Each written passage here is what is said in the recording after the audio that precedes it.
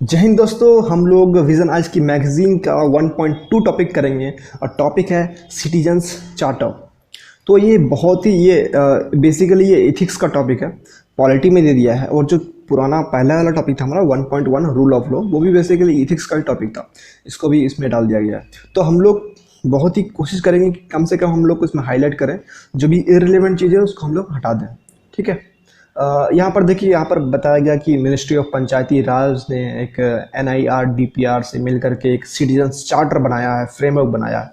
तो ये सब चीज़ बिल्कुल इतना लंबा लंबा नाम याद रहेगा नहीं, लिख नहीं सकते। तो हम शुरू करते हैं, सिटीजन्स चार्टर होता क्या है। ठीक है। सिटीजन चार्टर बेसिकली एक फ्रेमवर्क है, गाइडलाइन है, जिससे जो सर्विस डिलीवरी है उसको इम्प्रूव कर सकें। तो ये बेसिक डेफिनेशन है, आप समझ लीजिए। सिटीजन चार्टर क्या होता है? एक गाइडलाइन है, एक फ्रेमवर्क है, जिससे हम लोग सर्विस डिलीवरी को इम्प्रूव कर सकें, बेसिकली ये। ठीक है। तो हम लोग देखते हैं इसका शुरुआत कब से हुआ। 1991 में इसका शुरुआत हुआ। ठीक है। और 1997 में इसको इंडिया ने अडॉप्ट किया था। मैं देखता हूँ इसको मैंने किस तरीके से इंट्रो और कंक्लूजन और बॉडी फॉर्मेट में फिट किया हूँ। ठीक है। मैंने एक वीडियो देख रहा था अक्षत जैन का, IAS, मुझे मालूम नहीं कौन साल का IAS है, 19 या 18 के शायद। तो उन्होंने बताया कि मैं जो नोट्स बनाता था वो मेरा आंसर राइटिंग के फॉर्मेट होता था, फॉर्मेट में ही होता था, इंट्रोडक्शन, बॉडी एंड कंक्लूजन। तो मैंने भी उसी तरीके से कोशिश किया है इम्प्लीमेंट करने का। चलिए यहाँ देखते हैं। सिटीजन चार्टर में मैंने पहले लिख दिया कि ये 1991 में यूनाइटेड किंगडम लेके आए थे, उसके बाद इंडिया उन्होंने 1997 में उनको अडॉप्ट किया। ठीक है। उसके बाद यहाँ पर हम देखते हैं क्या लिखा हुआ है। यहाँ पर देखिए, यहाँ पर कंपोनेंट्स ऑफ सिटीजन चार्टर। ठीक है। उसके बाद what is citizen charter and why is it significant, ये सब चीज़ दिया हुआ। मैंने इसको पढ़ा, मुझे समझ में नहीं आया किस तरीके से इसको इम्प्लीमेंट किया जाए, और उतना इंपॉर्टेंट भी नहीं था। अगर हम लोग ये लिख देते ना, प्रिंसिपल्स ऑफ सिटीजन चार्टर, तो सिटीजन चार्टर का जो डेफिनेशन है वो हम लोग का मोर देन सफिशिएंट हो जाएगा। क्योंकि हमने ऑलरेडी सिटीजन चार्टर कहाँ से इंप्रूव हुआ ये लिख देंगे हम लोग इंट्रो में, ये दोनों लिख देंगे इंट्रो में। या फिर आप लिख सकते हो जो भी सिटीजन चार्टर का डेफिनेशन है कि बेसिकली एक फ्रेमवर्क है, गाइडलाइन है, जो सर्विस डिलीवरी को इंप्रूव कर सकता है या गुड गवर्नेंस ला सकता है। तो ये बेसिकली डेफिनेशन लिख सकते हो, या फिर आप ये लिख सकते हो ओरिजिन इसका। ठीक है।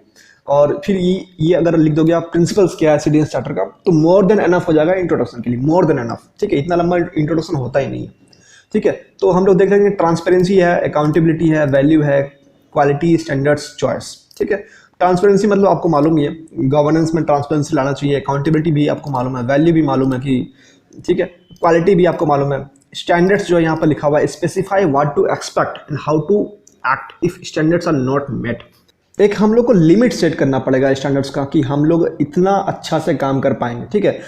स्पेसिफाई व्हाट टू एक्सपेक्ट, हम लोग कितना उम्मीद कर सकते हैं गवर्नमेंट से, तो हम लोग को ये स्टैंडर्ड सेट करना पड़ेगा। ठीक है। और चॉइस मतलब जितना ज़्यादा हो सके पब्लिक को चॉइस दीजिए, कि हम लोग कभी जैसे मान लीजिए कि ड्राइविंग लाइसेंस बनवाना है, तो हम लोग यहाँ भी बना सकते हैं, यहाँ भी बना सकते हैं, इस डिस्ट्रिक्ट में बना सकते हैं, अगले डिस्ट्रिक्ट में बना सकते हैं। तो इस तरीके का चॉइस देना है पब्लिक को। ठीक है। तो ये सारे बेसिकली प्रिंसिपल्स है सिटीजन चार्टर का, और हमको लगता है ये मोर देन एनफ है फॉर द इंट्रोडक्शन पार्ट। ठीक है। तो हम लोग देखते हैं मैंने क्या किया है। सिंपली मैंने पहले तो लिख दिया इसको ओरिजिन क्या है, उसके बाद मैंने लिख दिया कि ये प्रिंसिपल्स क्या है। ठीक है। ठीक है। ये चारों पॉइंट तो बेसिकली समझा रहे थे कि क्या मतलब होता है, बहुत ही सिंपल टर्म्स है।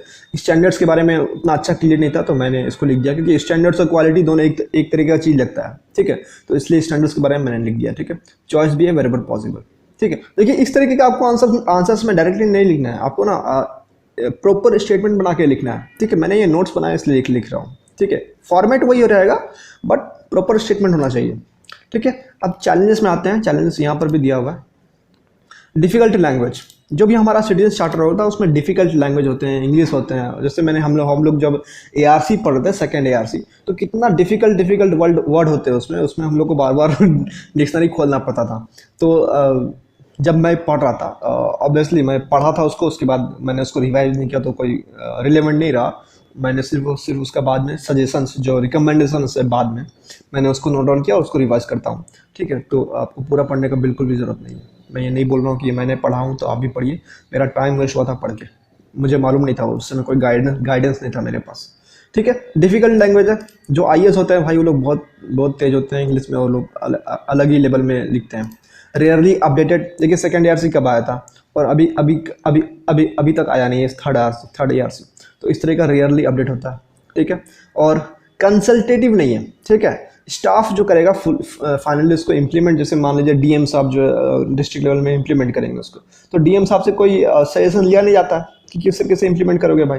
डायरेक्ट जो है सेक्रेटरी लेवल में जो है आपका जो है आईएएस लोग, वो लोग बना देते हैं गाइडलाइंस फ्रेमवर्क। तो ये इश्यूज हैं, 3 इश्यूज है डिज़ाइन के लिए, डिज़ाइन के ऊपर। उसके बाद इम्प्लीमेंटेशन का क्या इशू है? सबसे पहली बात जो स्टैंडर्ड्स है, जो हम लोग बात किए थे यहाँ पर स्टैंडर्ड्स के बारे में, जो स्पेसिफाई बोला गया था कि स्पेसिफाई करना है स्टैंडर्ड्स को, ये स्पेसिफाई नहीं किया जा सकता है, ठीक है, नहीं किया गया है।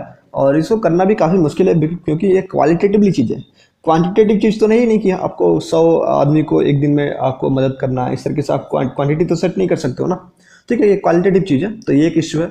फिर uniform CC for all agency, CC मतलब सिटीजन्स चार्टर, ठीक है, सिटीजन्स चार्टर मतलब गाइडलाइंस और फ्रेमवर्क, ठीक है, एक ही गाइडलाइंस फ्रेमवर्क सारे एजेंसीज के लिए उन्होंने अब बना दिया है, क्योंकि बहुत सारे डिपार्टमेंट है गवर्नमेंट के, तो सबके लिए अलग अलग बनाएंगे तो भाई दिक्कत हो जाएगा, मतलब दिक्कत नहीं होगा, मेहनत लगेगा, ठीक है। तो ये लोग क्या करते हैं, एक ही यूनिफॉर्म एक ही के लिए सब, एक ही सीसी सबके लिए बना देते हैं, तो ये एक इशू है।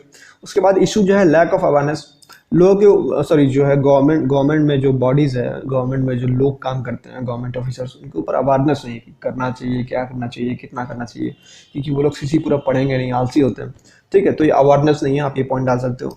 उसके बाद कोई इंसेंटिव और मोटिवेशन में नहीं है, पहले भी उनको 10,000 रुपये तनख्वाह मिल जाता, अभी भी 10,000 तनख्वाह मिलेगा, तो एक्स्ट्रा काम क्यों करेंगे भाई, ठीक है, तो ये एक इशू है, ठीक है। उसके बाद लैक ऑफ अकाउंटेबिलिटी, ऑब्वियस बात है, जहाँ भी गवर्नेंस का जो भी इशू आया है वहाँ पर लैक ऑफ अकाउंटेबिलिटी तो आएगा, क्योंकि देखिए ये जितने सारे पॉइंट है ना, सारे के सारे गवर्नेंस के पॉइंट है, ठीक है, गवर्नेंस के, तो ये आप इंसर्ट कर सकते हैं कि ये जो टॉपिक है गवर्नेंस के ऊपर है, ठीक है। Lack of trained staff, capacity building में आएगा। ट्रांसफर ऑफ स्टाफ, ये पॉइंट एक तो अच्छा है, जो गवर्नेंस में हम ऐड नहीं करते थे, अब ऐड करेंगे इसको, मुझे मिल गया ये पॉइंट कि मान लीजिए डीएम साहब कोई प्रोजेक्ट को इम्प्लीमेंट कर रहे हैं, आप उसको ट्रांसफ़र कर दीजिए, तो फिर वो प्रोजेक्ट को जो नया डीएम आएगा वो किस तरीके से देखेगा, किस तरीके से उसको इम्प्लीमेंट करेगा, समझने में उसको टाइम लग सकता है, तो ये एक इशू है, ठीक है। उसका देखिए वे फॉरवर्ड में कुछ नहीं किया है, फिर से मैंने जो बताया कि इस चीज़ को उल्टा करके लिख दिया इन्होंने, ठीक है। और एक नया चीज़ में ऐड किया था Sevottam, service delivery excellence model, ये जो है सेकेंड ARC से ये वर्ड लिया गया, ठीक है, सेवोत्तम, ठीक है। उसके बाद देखिए यहाँ पर लिखा गया सेकंड ARC का जो रिकमेंडेशन है, बेसिकली ये सब का सब जो है ना इश्यूज़ के ऊपर है, मैंने बताया ना, इश्यूज़ को उल्टा करके बस कर दीजिए, ये सारा का सारा उसी में आ जाएगा, ठीक है, ये सारा पॉइंट उसी में आ जाएगा, आपको कुछ याद करने का बिल्कुल भी जरूरत नहीं है, आप बस इश्यूज़ याद कर लीजिए, आप सारा का सारा वे फॉरवर्ड और ये रिकमेंडेशन लिख सकते हो, ठीक है, आपको बिल्कुल लिखने की जरूरत नहीं है, आप कंक्लूजन लिखना बहुत ज़रूरी है, कंक्लूजन याद करना बहुत ज़रूरी है, याद नहीं करोगे तो एकदम एक फ्रेमवर्क बना लो, जिस तरीके से ग्लोबलाइजेशन एक टॉपिक है, मैंने उसमें एक या दो कंक्लूजन और एक या दो इंट्रोडक्शन सेट कर लिया हूँ, उसमें सारे क्वेश्चन मैं उसी को डालता हूँ हल्का फुल्का मॉडिफाई करके। ये टॉपिक हमारा खत्म हो गया, मैं देखता हूँ इसमें नोट्स में क्या है एक्स्ट्रा। चैलेंजेस है, ठीक है, यहाँ पर दिया हुआ है चैलेंजेस, ठीक है, बस चैलेंजेस दिया हुआ है, ठीक है। आप मैं ये नोट्स जो है अपना टेलीग्राम चैनल में डाल दूँगा, और मैं देखूँगा अगर इस पर कोई क्वेश्चन आएगा तो मैं देखूँगा इस पर क्वेश्चन सॉल्व करने का, क्योंकि ये टॉपिक जो है एथिक्स का है, और एथिक्स में अभी कर नहीं रहा हूँ, तो यहाँ इस वीडियो में इतना ही। मिलेंगे आपसे नेक्स्ट वीडियो में इंटरनेशनल रिलेशंस का टॉपिक को लेकर के, न्यूक्लियर डिसआर्मामेंट, ये टॉपिक काफ़ी ह्यूज है, लेकिन इस विजन आज के मैगजीन में बहुत कम चीज़ दिया हुआ है, तो मैंने बहुत चीज़ इसमें इंटीग्रेट किया हो जो मुझे पहले से मालूम था। So thank you for listening, will meet you in the next video.